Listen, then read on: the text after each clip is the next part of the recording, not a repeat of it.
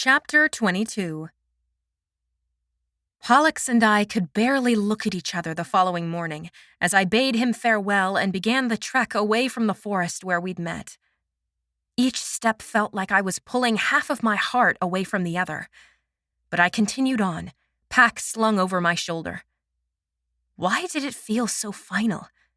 Pollux said he would be coming for me soon, and he'd never given me reason to think he would lie to me. I reached the outskirts of the village closest to the castle just before midday and stopped in a grove of trees, glad for Pollux's suggestion of having the table prepare travel foods so I didn't have to stop and talk to anyone. I didn't want to answer any questions about my supposed captivity, and I feared what would be done to me if the citizens had killed my father. Would they do the same when they discovered who I was?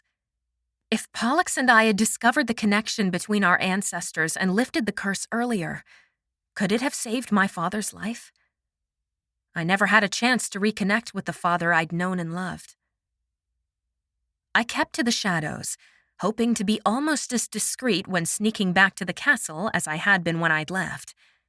But as I drew closer, a blast of trumpets let me know I'd been spotted.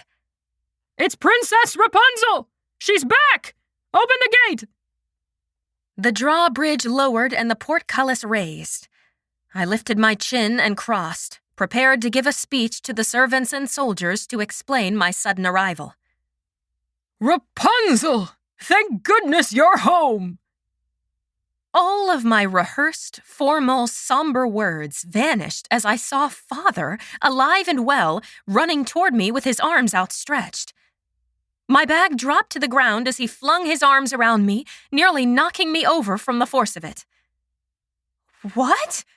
Shock, even greater than when I'd seen Pollux transform for the first time, nearly made me black out. You're alive! And so are you, thank the stars. I've been worried sick. But Pollux may as well have been sitting on my brain.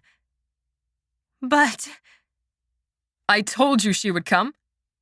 Griffin followed close behind Father and smiled at me. I looked wildly between the two. Good afternoon, Princess. Ah, yes, Griffin. Father flung his arm around the squire and jiggled his shoulder. If it weren't for him, who knows how long you'd still be trapped. Ingenious how he planned for a decoy to ride with him into town so the dragon wouldn't know that you were following after. And here you are, safe. He released Griffin and hugged me again. Now we can plan your official wedding. This time I did stagger backward. Griffin leapt to my side to stop me from falling. His hand closed around my wrist, and I felt colder than I ever had before in my life. What did you say? My what? Wedding, Father answered patiently, tugging at my elbow to coax me into the castle's interior. I did offer your hand in marriage to whomever rescued you. Besides, I hear he's quite the chess champion. You have lots in common with him, and I saw the letter you sent, agreeing.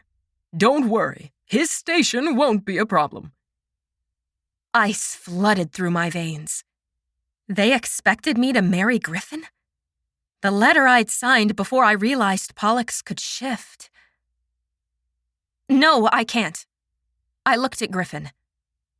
I'm sorry if I misled you, but you said— We made promises, Rapunzel, Father said, his brow furrowing in confusion.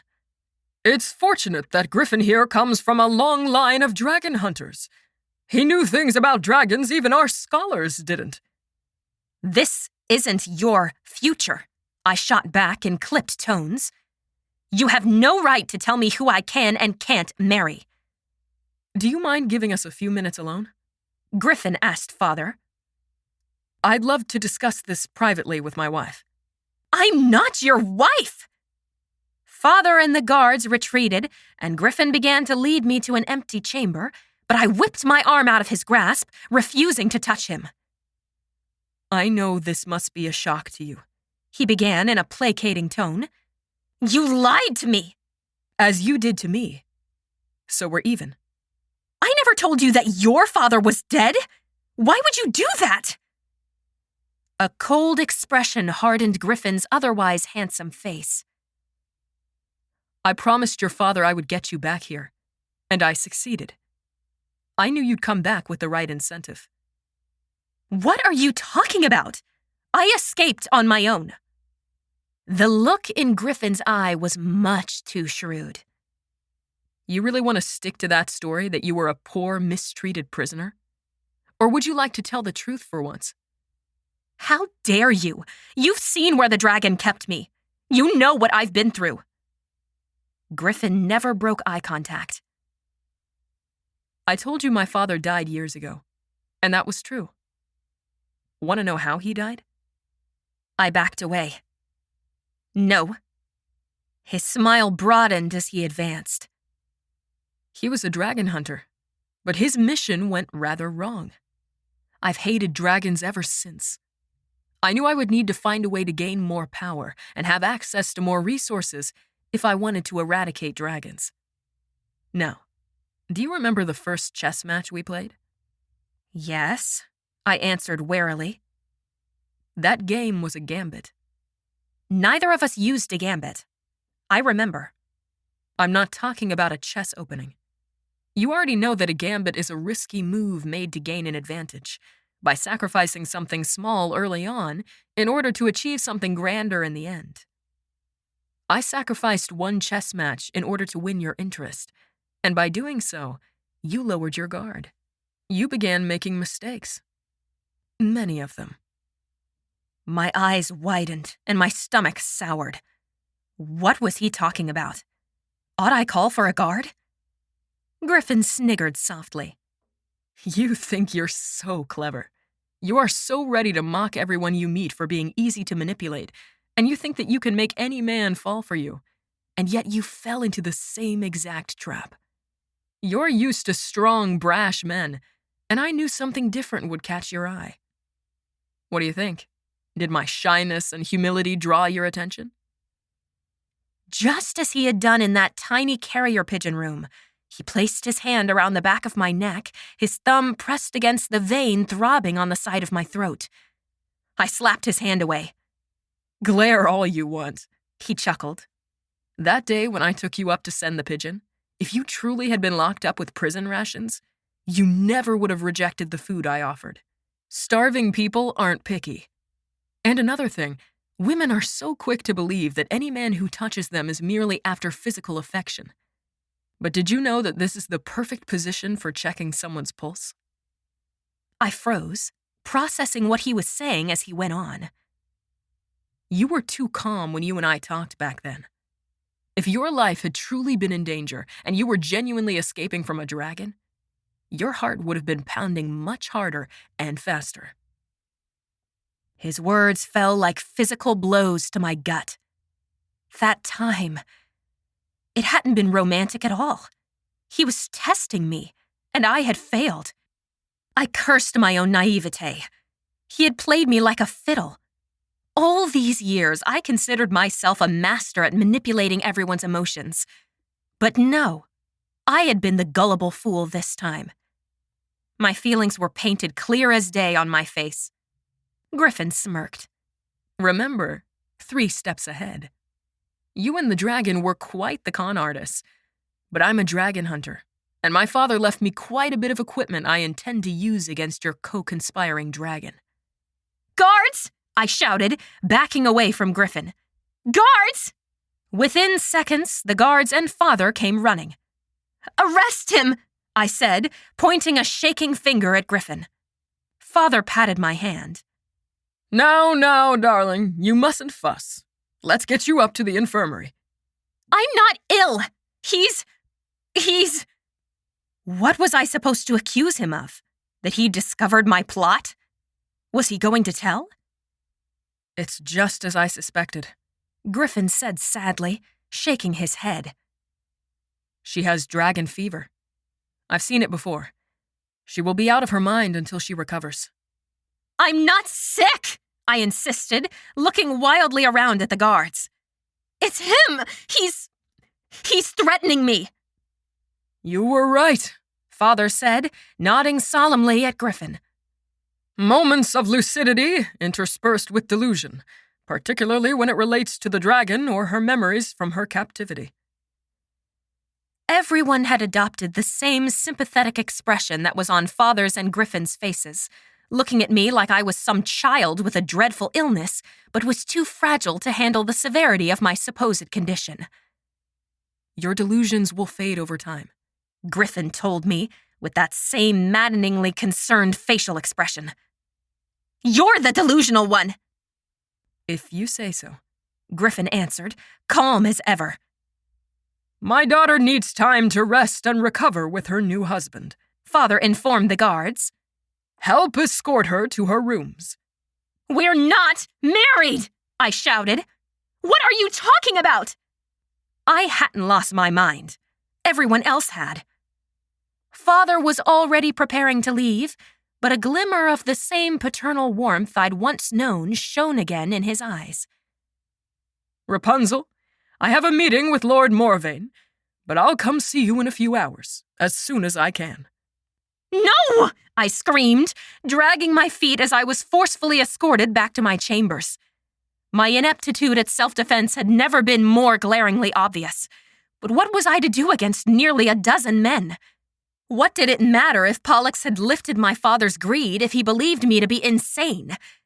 Kindly locking me in my room until I recovered from a fake illness would still result in me being shut away from everyone, unable to contact Pollux. The guards deposited me into my room, and Griffin entered, locking the door behind him. I immediately snatched up an empty vase and hurled it at him. He smirked as it shattered on the wall beside him. You missed. I threw another, which he dodged. You know, you're only solidifying to everyone that you've gone insane.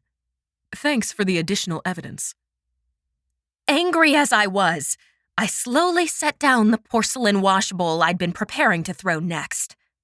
Congratulations, then, I spat. You've successfully convinced everyone that I'm crazy, but I'm never marrying you. You already have. The ceremony is only a formality. Legally, you are my wife now. I am not. Yes, you are. The letter you signed was already given over and agreed with your father that upon your safe return, we would be legally married. The documents were signed and sealed 2 days ago. Naturally, we can't have someone who has temporarily lost her mind to dragon fever make her own choices.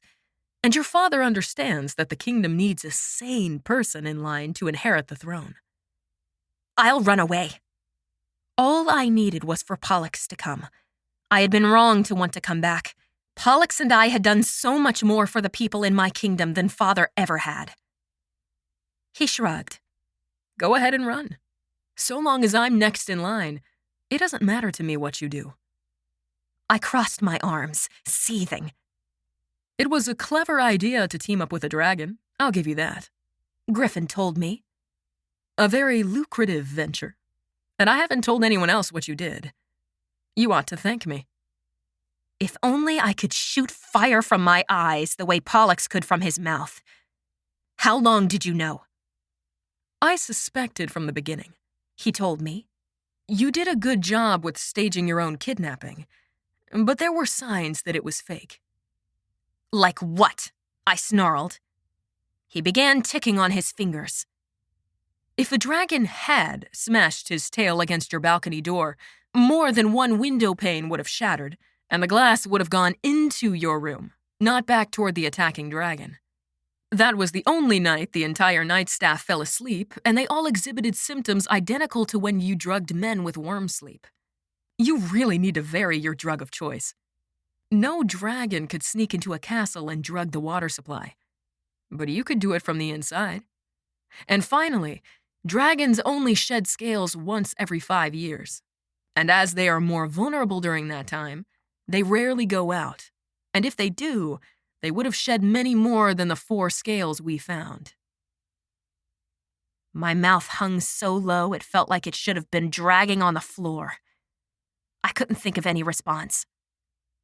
And then, Griffin continued, you must have used the old escape tunnel, because although you did a good job of covering your tracks when you first entered the tunnel, You let in fresh dust and rocks when you exited. How did you know about the tunnel? He smirked wickedly. My ancestors dug it. My father often showed me the trapdoor in the ruins. But besides all that, your dress changed too often for your dragon not to be lavishing you with gifts. You didn't have sores on your wrists, even though the other knights claimed you had been in manacles. And I knew you had a well-rounded diet. Your nails would have turned flaky and brittle with the burned bread diet that the other knights claimed was your only food. Yet when I pointed out how strong they were, you still didn't realize I'd found you out.